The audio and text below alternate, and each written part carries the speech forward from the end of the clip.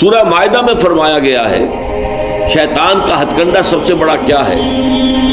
انما یرید الشیطان ان یوقع بینکم العداوۃ والبغضاء، شیطان کا سب سے بڑا حربہ یہ ہے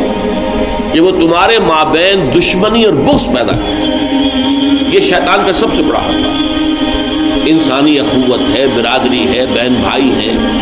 اب ان میں رخنے ڈالنا، شوہر اور بیوی کے درمیان جدائی کرانا،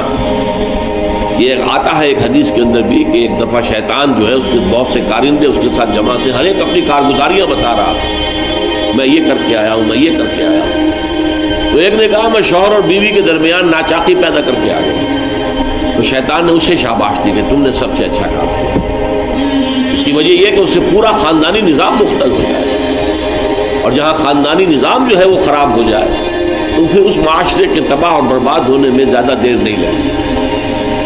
تو یہ در حقیقت شیطان کا جو حربہ ہے ان یوقع بینکم العداوۃ والبغضاء، تمہارے مابین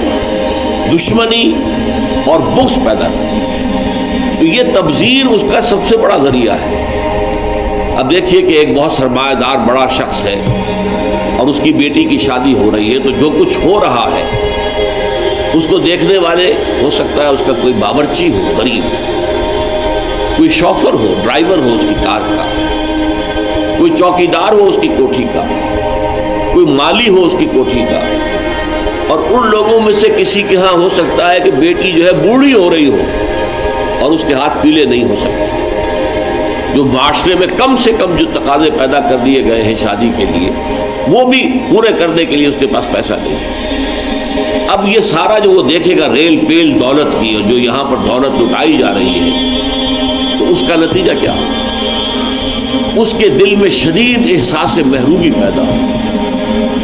ہیوز اور ہیو ناٹس کا ایک شعور اور احساس اور ادراک پیدا ہو جائے،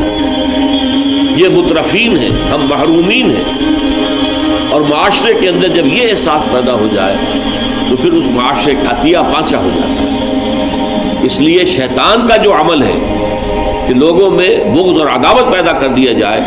تو تبذیر کے نتیجے میں بھی وہی شے حاصل ہوتی ہے۔ ان المبذرین کانوا اخوان الشیاطین وکان الشیطان لربہ کفورا۔ ہمیں تو یہاں تک حضور نے حکم دیا ہے کہ تم اگر اپنے بچوں کے لیے پھل لے کر آؤ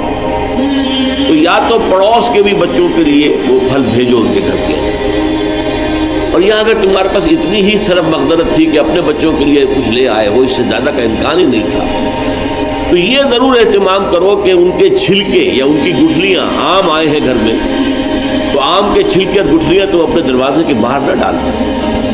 تمہارے پڑوسی کے بچے دیکھیں گے کہ ان کے گھر میں آج آم آئے، انہوں نے آج آم کھائے اور ہمیں یہ میسر نہیں، تو وہ احساس محرومی کا داغ ان کے اندر جو پیدا ہوگا وہ دلوں کو پھاڑ دینے والا ہے۔ یہ اور ہے، ہم اور ہیں، من دیگرم تو دیگری، تم اور ہو ہم اور ہیں، ہم کوئی ایک امت کے لوگ نہیں ہیں، چاہے کتنے ہی واعظ آپ پہ لا دیں مسجد کے اندر کھڑے ہو کر انما المؤمنون اخوۃ، لیکن جب یہ شکل ان کے مشاہدے میں آتی ہے تو وہ کبھی ماننے کو تیار نہیں ہوتے کہ یہ گھر والا جو ہے یہ بھی میرا بھائی ہے۔